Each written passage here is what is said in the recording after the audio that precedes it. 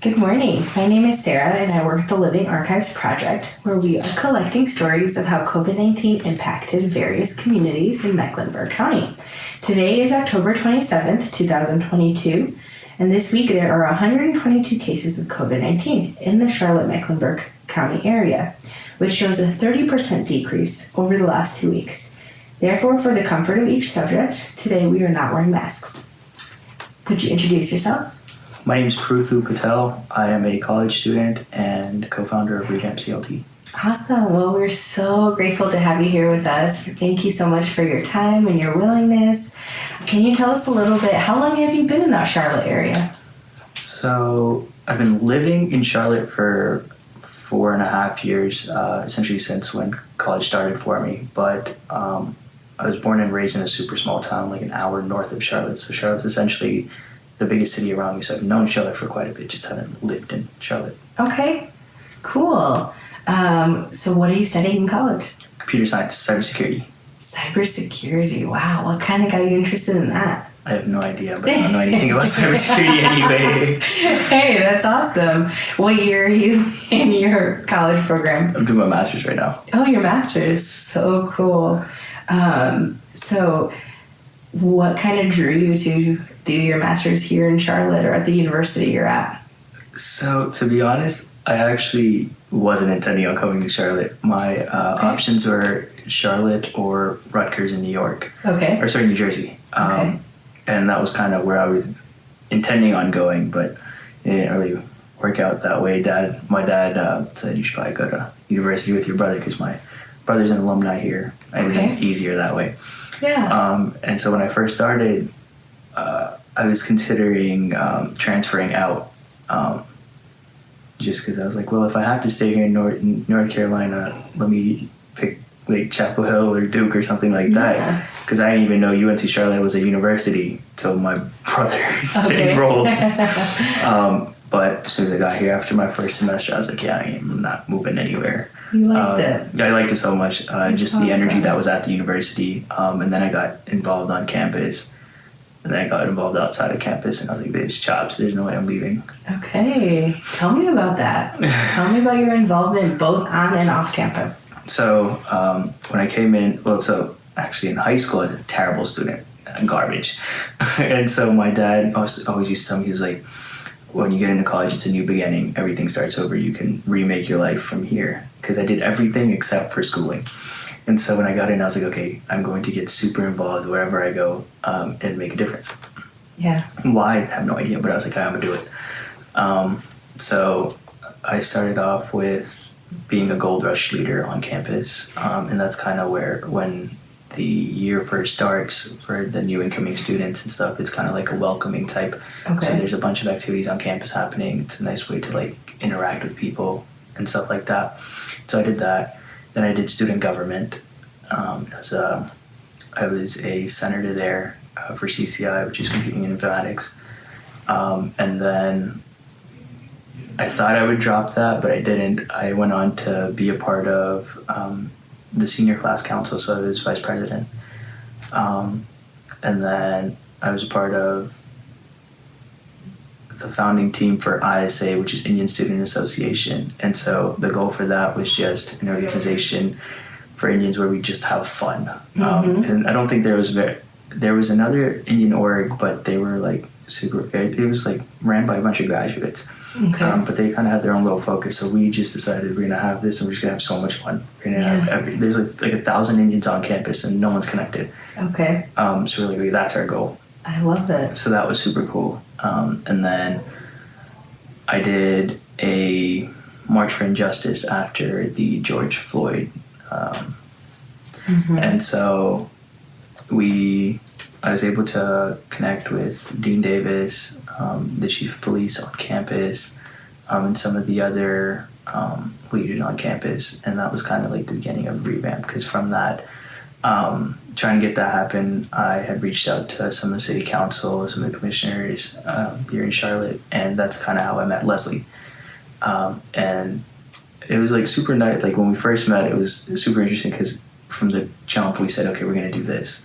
And so after the march, we went to Tent City, which was super big here in Charlotte. and just seeing the environment out there. So that was going to be our initiative. Yeah. That was our starting initiative, homelessness. And so Leslie came in with community engagement and education, and that was like, okay, these are our initiatives, and the start of Revamp happened in like 2 phone calls. Wow.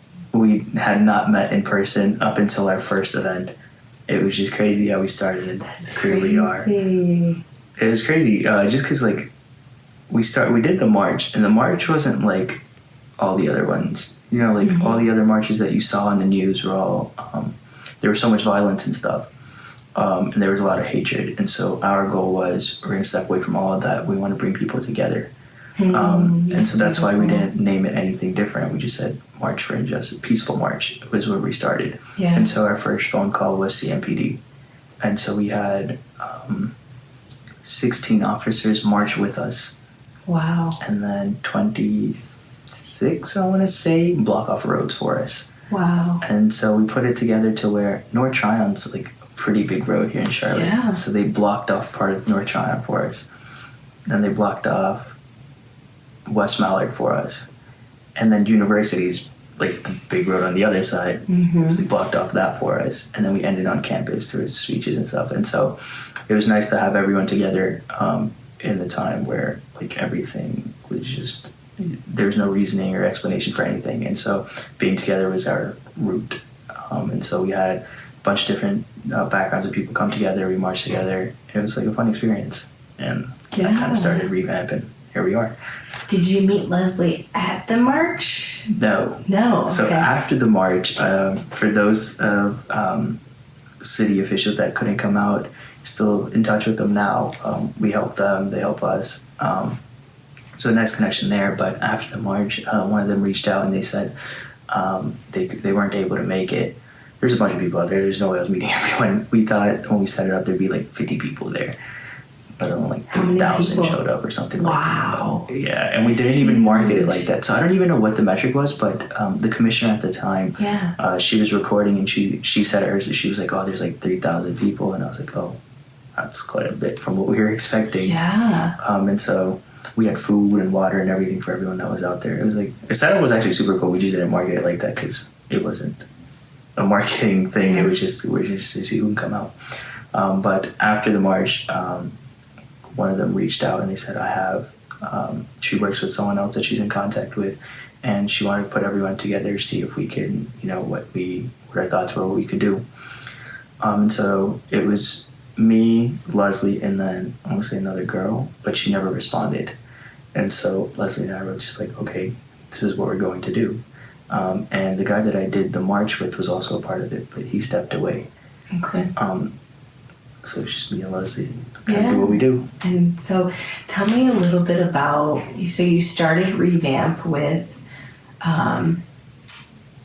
connecting with Tent City and talking to those who are homeless and getting them support and resources, or tell me a little bit about that. So when we got out there the first time right after the march, we had so much stuff left, and we were like, what do we do with this? So we were asking around, and so initially we were told there was another march happening in Uptown. So we tried stopping there, but the officers had it blocked off, and we can't run in with a truck with a bunch of stuff. Yeah. So they suggested the Wall in Charlotte, where a bunch of people used to hang out. And so we thought it would be a quick like drop and dash type of thing, but we ended up staying out there for like 4.5, 5 hours just talking to people. And then so that's kind of where we started. And when we met Leslie, Leslie was already doing his work with community engagement, CMPD and stuff, so we kind of merged from there. Okay. But for our homelessness initiative, after talking to them for such a long time, we decided that we were going to do a homeless drive. And that was our first event that we did as Revamp. That's actually the first time we met Leslie in person. And so, yeah, we just kind of started from there, just talking to people and seeing what they needed. And so initially we were just like, oh, there's not a lot of help out here. But then throughout the process, we learned that there's so many different groups that go out there and help.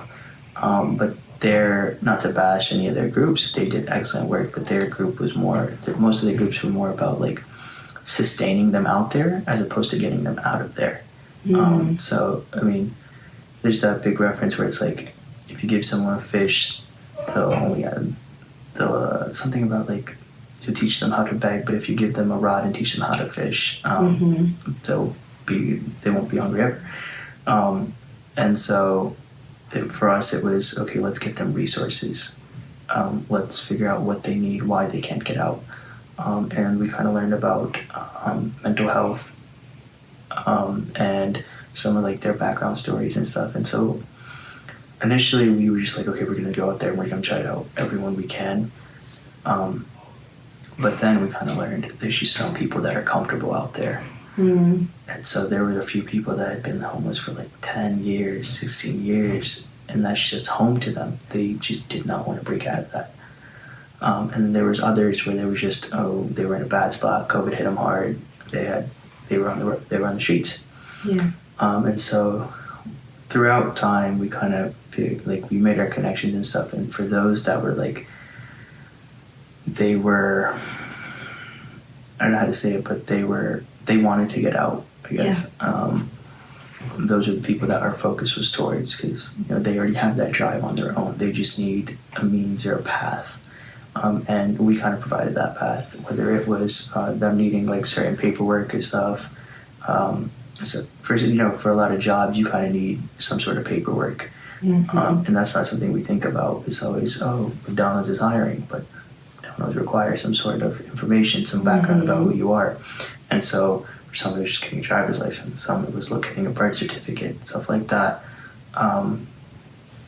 We were able to get some information. For some people, it was just, okay, let's get them out of the city. They have family that can help them. They just can't get a bus ticket, which is kind of weird to say, but it is what it is. We got them out, and they never looked back. We still connect with some of them, and they're doing excellent. Wow, it's amazing. So it's super cool to hear some of these stories now. In the moment, it's just like, okay, maybe we were still new, so we didn't really know what, we learned pretty fast, but from the jump, we didn't really know what we were doing. But we progressed a lot in the past 2 years, and so that's just kind of how we started. So tell me a little bit about the transition, and what are you doing now with Revamp? And so, we started a little over 2 years ago, and our go-to was homelessness, community engagement, education.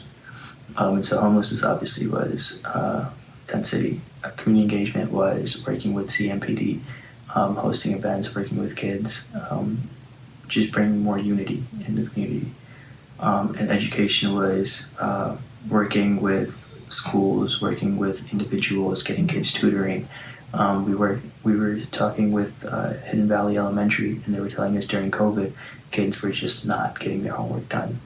Test scores were bad, homeworks weren't getting turned in, kids weren't coming to school. And for some, there was a little period where it was like hybrid, I think, for them, where they switched off. And so at home, work wasn't getting done. They get to school, no work was getting done. And so it was, how do you, why is that happening, and how do you break them out of that? Getting them tutoring for those kids there's some kids that were 6-7 years old that couldn't read. And that's just the 2 years that just hurt them.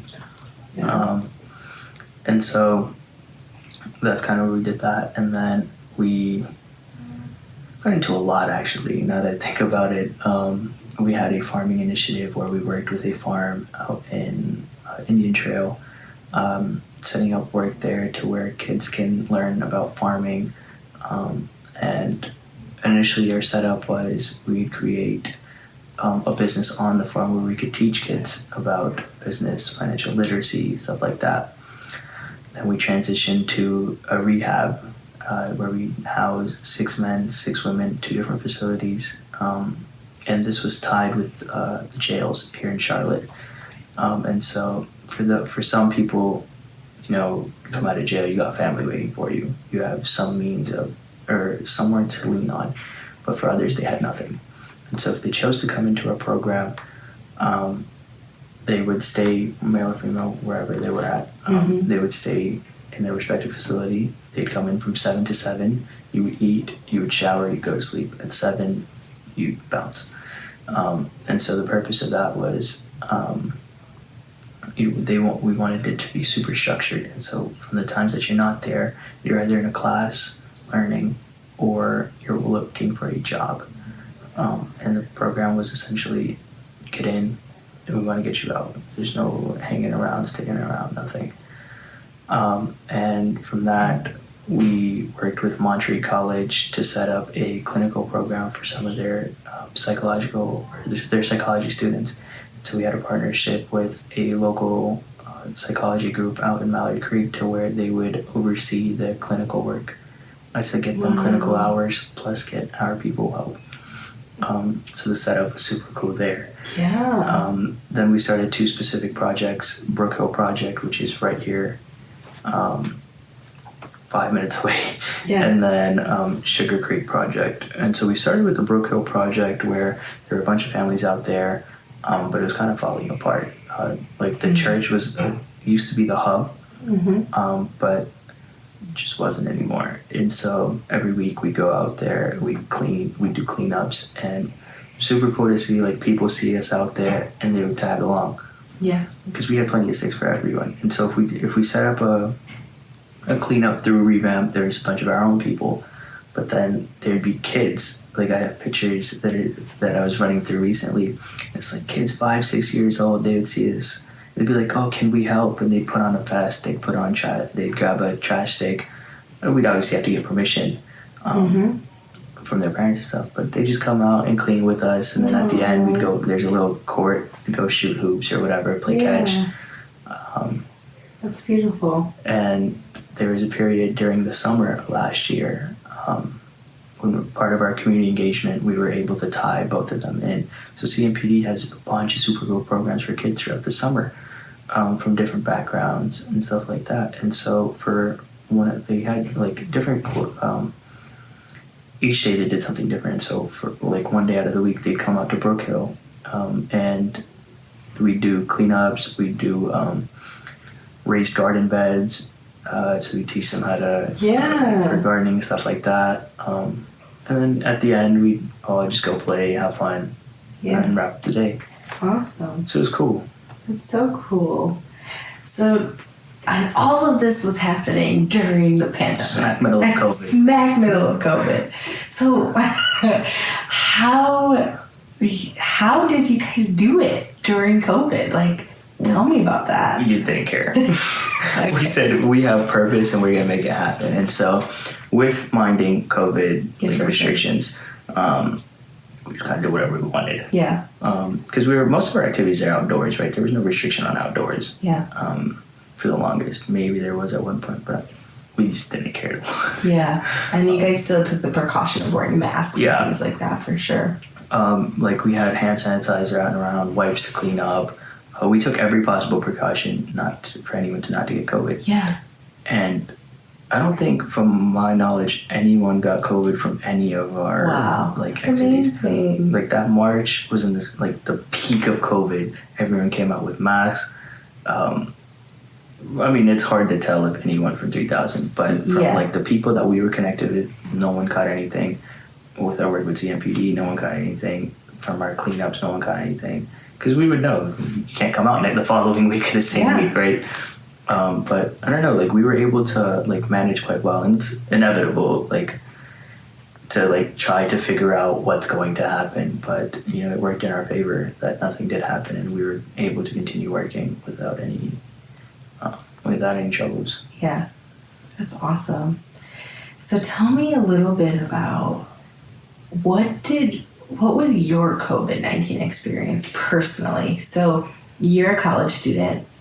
COVID happened. Yeah. Initially when it came, we were on lockdown. What was that like for you? How was your life impacted? So for me, it was very different. I personally don't think about a lot of things too deep. Mm-hmm. So my mentality is always the sun always rises. Mm-hmm. And so for me, it was very proactive. Yeah. We got a lot of work done. There's a lot of time for reflection. And so there was a lot of people going through a lot. But I don't think people had as much money as they did in COVID than they did in any period of time. And so you were at home, but everyone had an abundance of money. Which, I mean, today's age, that's a lot of what people look for, right? Especially if you're struggling. Yeah. And so for me during COVID, it was easy it was hard to like get people like active because it was just everyone was so scared. Yeah. But I mean, once you see a purpose, it's like super easy to tag along. And so for me personally, I was able to make like a crazy push, like in my life. I got into trading in the stock market heavy, though it was down, like everyone was still making money. And it was like a big learning curve because now like even my dad's into it, and for years my dad said, yeah, I'm never trading. You're basically gambling. Now he's into it. I do it. Revamps push was heavy. As a student, like personally I was never a great student. I just kind of did my work and got out. For me it was more about like making connections, making a difference, doing something purposeful. I love that. And so when I came in, Dad was like, okay, you should have 5,000 people, 5,000 friends in your 5 years, 1,000 every year. Well, not the math. That math doesn't work out, but like essentially it was 5,000 by the time you come out of college.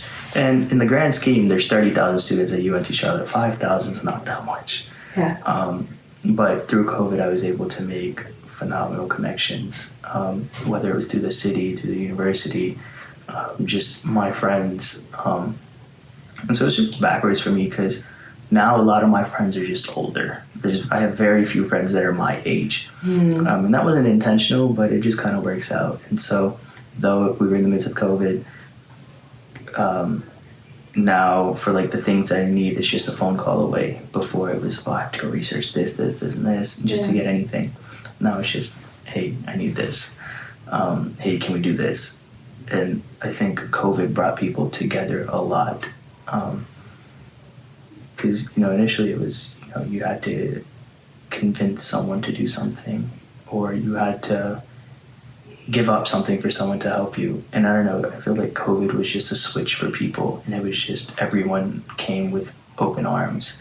And so when we first started, I would just get onto a video call with random people I never met. And, me being as young as I was, everyone else was older. It was always that complex to where no one's going to listen to a kid. But everyone was like, yo, if this is what you guys want to do, we can help with this. And that's just kind of how we started. That's awesome. I love it. And so we kind of took that to our advantage. Everything that we needed, it was just, okay, we need this, we want this, this is what we're going to do. And you're either with us or you're not. But everyone was with us. And so for COVID, it was like super different for me at least, because I essentially did everything I wanted in the hardest time that we've seen in a very long time. Well, at least for me, I'm only 22. I haven't seen a lot of hardships, but in the last 22 years, from what I've seen, other than 2008, it was pretty well. Yeah. But that's just what it was for us. Thanks for sharing. It's so powerful. Before we started the interview, you participated in a little hand map activity. Is there anything from your hand map that stuck out to you, or anything that you want to share? So I struggled writing everything except for what I learned, what I gained from COVID. And I forget what was at the wrist. It was thoughts or feelings when you heard the word COVID-19. Yes, so those two and those that helped me throughout COVID, that were the easiest for me.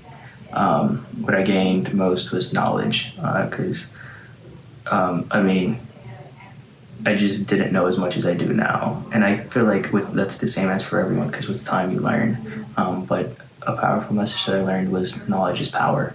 And so now anything that I do, everything with any respect to anything, to research first. It's easier to chop down a tree with a sharp knife, a sharp axe than a dull one. And then two words that come to mind is reflection and rise, because it was a time for me for everyone to sit back and think about what was happening and what we were going to do. And it was also a time of rise for me, because everything just kind of came together. It was like one of like the biggest pushes that I've had in my life to, be impactful, purposeful, and essentially build an empire for myself in whatever respect that is. And then the people that helped me most, I didn't really see my parents too much outside of the summer, just because like my parents own businesses, and so for the period that they could not operate, it was hard for them. But like my grandma passed in COVID, and so for the time before that, it was okay. Let's stay away, just so. And she was of age, and so. I'm so sorry for your loss. Thank you.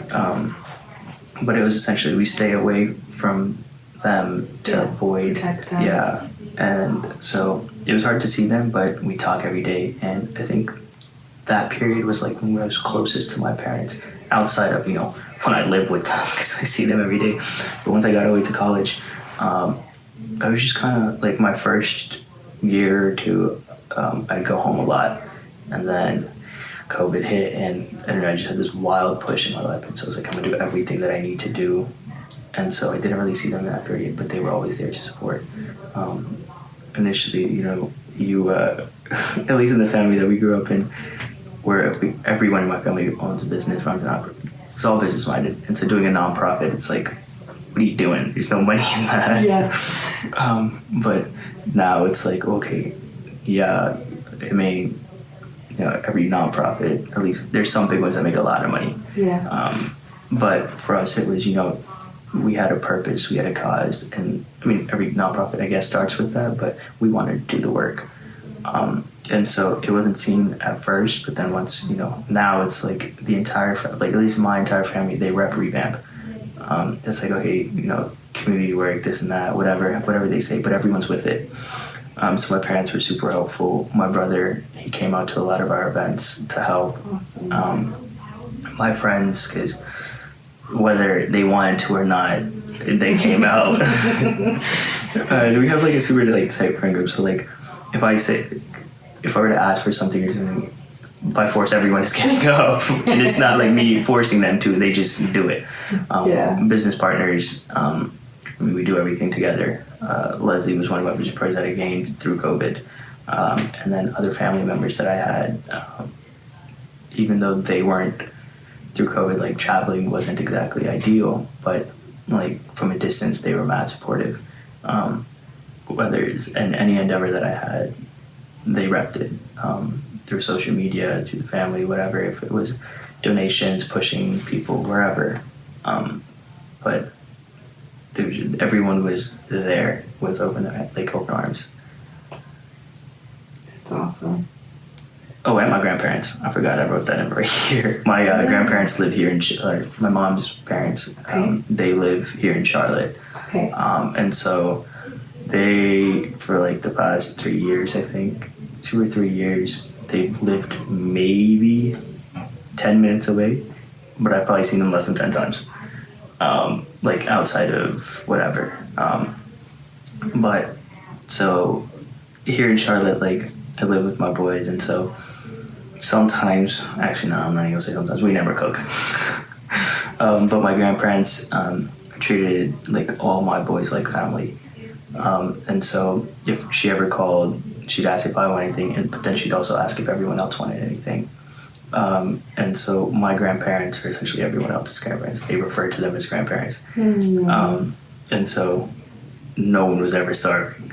Everyone always had somewhere to go. If any troubles, my grandparents were always there. They're like the closest family for a lot of us, at least here in Charlotte, because everyone's so widespread. That's beautiful. But yeah, they held it down.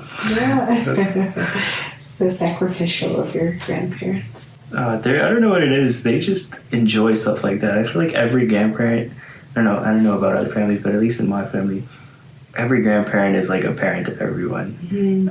I just came back from a funeral and everyone was talking about, it's like a food thing. Every grandparent likes to feed some kids. And so in every eulogy that went by, everyone was talking about, she was not letting you leave until you ate. You open the door, what do you want to eat? You leave the door, did you eat? What do you want to take? Take this. Legit. But I don't know, it's just a thing with them. Yeah. But it's nice. Yeah, it's beautiful. You know, I never really got to know my grandparents. They passed when I was very young or before I was born. So that's a beautiful thing that you get to be a part of their lives. It's so unfortunate when I hear that, because like for me, my grandma that passed during COVID, she legit moved to the U.S. when I was born, and that was the only reason she moved. She said I wanted to be with the grandkids, me and my older brother. And so my parents moved to North Carolina when I was born.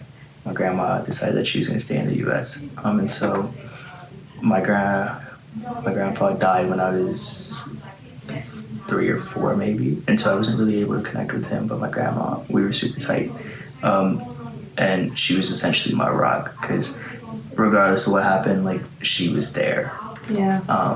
Even through COVID, it was hard, like I said, to go and see them. But whenever I did get the chance, forget a COVID, come see me.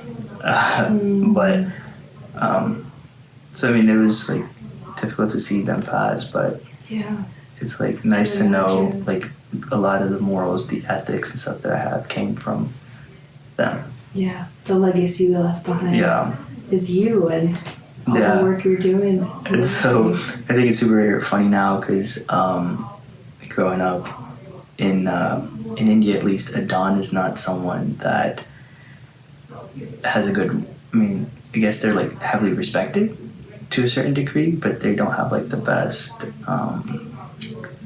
reputation. They're like thugs, essentially. But I used to tell my grandma to be a Don. It used to irk her so much. I used to tell her, be a good one. I'm gonna do a bunch of good work and I'll get respected because of the good work I do. But that's just not what Don means in India. And so in other cultures, Don is someone like they're respected for good things in certain cultures, and someone be like that. And so now it's kind of crazy to see, because now, you know, though I'm a kid, there's still like a lot of respect that comes with it just because of the work we do. And it's crazy to see how some of there's like truth to some of the things that we used to talk about. Yeah, that's awesome. So amazing. Well, you know, I guess I'll just follow up with one last question. Do you have anything else that you want to share? Any additional stories, experiences that you encountered over the last 2-3 years? The most fun that we had, like, that was terrible timing. I don't think anyone's had, or at least in my circle, had this much fun. Everyone got a chance to do something that I don't think there was like a downfall for anyone. Like, I know a lot of like families struggled, and we tried to help as many people as like we saw. But at least for like my family, my boys, everyone strived, and it could have been just because like we were all like together trying to do the same thing, trying to make a push. But everyone had so much fun. Everyone did everything that they needed to do. It went from everyone just trying to get their undergrad done to now like 5 or 6 of my friends all getting their masters, and it just happened in the smack middle of COVID. It was, you know, we're gonna get our degrees, we're gonna get out, we're gonna do this. Now, in the same time, well, no, you know, master's usually takes 2 years. In 5 years they're coming out with their masters. Everyone has a job. Everyone's doing so well in their lives. For me, same story, but I got a chance to work with CMPD, going like seeing these kids, working with these kids, working with 10 City. It kind of leads a lot to this reflection, because it was like, what do I want to do? How do I want to leave an impact? And so I want to say like, I always had it coming, only because like even growing up, I'm an Eagle Scout, and so during Boy Scouts and stuff, like there was always volunteering, doing work here and there. I used to volunteer at the sheriff's department when I was like super young, and so now it kind of ties back to now working with CMPD here in Charlotte, getting to do like some of the work that I've always enjoyed doing, and now it kind of pays off. Like in the time, no one cares. It's just like, oh, we're just doing whatever. But now you don't really hear a lot of noise. But now that we have conversation with people, it's like I hear certain people. I was just having a conversation like a week and a half ago with one of the former lieutenants, and he was saying, you guys gave me, like, through Revamp, me and Leslie were able to give him, it was like the rebirth of his drive. He had lost faith in like society and stuff like that. And he's like, you guys gave me that drive again. You guys do it. He was part of the community engagement division, and so his words were, I was getting paid to do the work that I enjoyed. You guys are doing it out of the kindness of your hearts, and so that gives me more confidence in society that, you know, there will be a change, there will be better. And so hearing stuff like that, it's like, okay, now you cannot stop. If there's like an impact like that, you just can't. Yeah. It's just kind of how, I don't know, it was just fun for us. Like, seeing, like, through COVID, something big that we really started that we really enjoyed was basketball tournaments. So we did quarterly basketball tournaments, and then CMPD had set up a Christmas basketball tournament. And so I guess the competitiveness never leaves anyone's soul. And so everyone's coughing and stuff, they're out of breath, no one's worked out in ages. But that never cared, like no one ever cared. We were still gonna talk our smack. And at the end, everyone would shake hands and go home. Yeah. So it was fun. It's awesome. I don't think, I genuinely cannot think of a down moment in COVID for us. Yeah. That's amazing, though. It's fun. Pretty rare. I could just be super optimistic about it, but I cannot name a down moment. But that's your story, so that's awesome. It's fun. Well, thank you so much. Of course, this is fun. I haven't sharing. had a chance to reflect like this in a minute. It's like, it's hard for me to think of stuff now. Like in COVID, like I haven't done it in a while, but like during COVID, it was just like on repeat. I could just spit stuff out like super fast. Now it's just kind of, it's there and it's gone. Yeah. But you're still doing amazing work. Very powerful, impactful work. It's fun to do. I don't think I'd pass it up ever. It was fun. We got a lot of backlash in the beginning, working with CMPD and stuff, but never cared. We had fun. So we realized, like, you know, if we buy into certain things without knowing, you're just kind of oblivious. But see some of the work that some of these other groups and stuff do, you don't pass it up ever. Yeah. Do you think that you would want to continue with Revamp, or? I don't think I'd drop it. Yeah. Maybe, you know, there may be a period where, so the goal of Revamp was, we say it's Charlotte's nonprofit, it's not ours. Yeah. And so the goal is, you know, other people will step in and do the work. And that's what we want. We want future generations to come in. We want people to continue the work. And so whether it's us or someone else, so long as the name carries on and the work carries on, it doesn't make a difference to us. If there's someone that has more drive, that has more ideas, by all means, take over. I love that. That's a beautiful legacy of knowing we just want to make a difference. It's not about us, but it's about just being there and making a change. All egos dropped at that point. You know, like everyone comes with a certain amount of ego. It's just, there's no denying it. Like in that aspect, ours dropped. We said because some like good work was being done, whether it was seen or not. It wasn't about us. It was about others, and so it is what it is. Yeah. Well, thank you again so much. Appreciate it.